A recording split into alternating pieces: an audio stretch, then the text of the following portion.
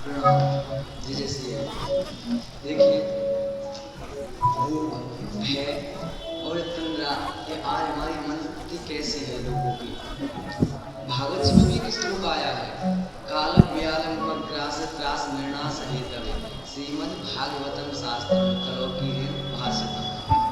भागवत जी में भी कह रहे हैं, हम काल रूपी व्याल में बोलते हैं सर्प को, उसके ग्रास बने हुए हैं और फिर भी हमको आज पता नहीं है। हम फिर भी संसारिक भोग, संसारिक सुख सुविधा में लीन हैं। एक तिब्बत की तरफ की बहुत सुंदर घटना है।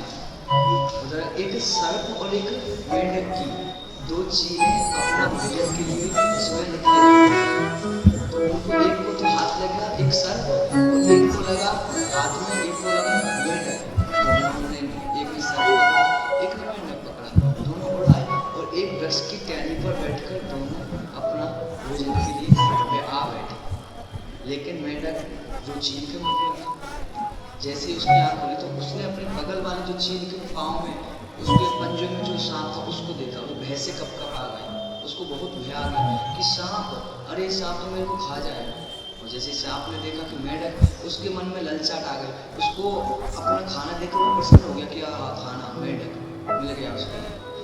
और हालांकि देखा जाए तो दोनों काल रूप व्याल के मुख में है, जब चील मुख मारे तो दोनों को मार सकते हैं, दोनों को पता है मारना है, लेकिन एक को तो मृत्यु सामने देखकर भय लगने लगा, जबकि है वो भी मृत्यु के मुख में। जैसे चील उसको मार देती वो भी मर जाएगा, और सबको नहीं पता कि वो चील के पंजे में है। उसको जैसे चील ने मारा वो भी मर जाएगा, लेकिन उसको तो रसेंद्रियों के स्वाद के लिए उसको दिख रहा है वो भोग के मेरे को भोजन मिल जाएगा, मेंढक खा लूंगा, लेकिन उसको नहीं पता मैं भी किसी का ग्रास बनने वाला हूँ।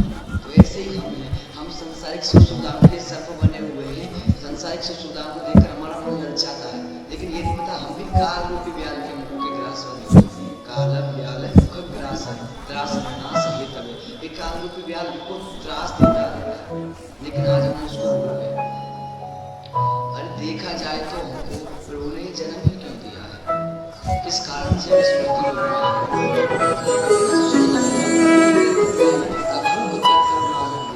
इससे हमको क्या करना है, साधन धाम मोक्ष कर द्वारा, इससे हमको प्रभु की प्राप्ति करने किस कारण से आए हैं। लेकिन आज हम उसको भय को भूल गए हैं कि हम भी मृत्यु के मुंह में पल पल बढ़ते जा रहे हैं, उसको भूल गए। अगर देखा जाए ना, लोग कहते हैं कि हमारी उम्र बढ़ रही है। देखिए, उम्र केवल व्यक्ति की माँ के गर्भ में बढ़ती है, बाहर आने के बाद तो केवल उम्र घटती है। क्योंकि ब्रह्मा जी के पास से यदि आप 100 वर्ष की उम्र लिखा के लाए हो, जैसे ही आप माँ के गर्भ से बाहर आए तो आपने जैसे 1 वर्ष हुआ, तो वो 1 वर्ष जितने वर्ष तुम इस धराधाम पर होगे उसमें कम हो गया। इसमें सृष्टि में आने के बाद आपकी उम्र बढ़ती नहीं है बल्कि घटती जाती है। तुम्हें 50 वर्ष जीना है तो तुम 10 वर्ष के हो गए तो तुम्हारी 10 वर्ष कम हो गई, अब शेष 40 वर्ष जियोगे आप। इसी प्रकार इसमें जन्म लेने के बाद आपकी उम्र बढ़ती नहीं घटती है, उम्र तो केवल माँ के गर्भ में ही बढ़ी जाती है। जो आप लिखा कर लाए उससे एक रत्ती भर भी आप ज़्यादा नहीं जी सकते, क्योंकि देवन को दुर्लभ नर दे सोते सहज ही पाई, मन भाई निधि पाई जो क्यों जान बूझ बिसराए। हम जान बूझ के बिसराए, अरे देवों को भी दुर्लभ है मनुष्य शरीर, लेकिन आज प्रभु की कृपा से हमको ये मिला है, उसको हम समझ रहे, उसकी महत्ता हम समझ नहीं रहे। भागवत में इशारा किया है व्यास जी ने, अरे काल व्याल मुख ग्रासन, काल रूपी व्याल के मुख के ग्रास बने हुए, लेकिन उसको भूलकर आज हम सांप की तरह, सर्प की तरह संसारिक सुख सुविधाओं की भोगों की लालसा में भटके रहे हैं। इसलिए भैया, अब भागवत हमको क्या सिखाती है कि मनुष्य का धर्म क्या, किस लिए हम इसमें आए हैं। गोस्वामी जी कह रहे हैं, इस शरीर से हमको साधन धाम मोक्ष कर द्वारा, इससे हमको अपना परलोक सुधारना है। इसलिए प्रभु ने हमको शरीर दिया, मनुष्य का शरीर।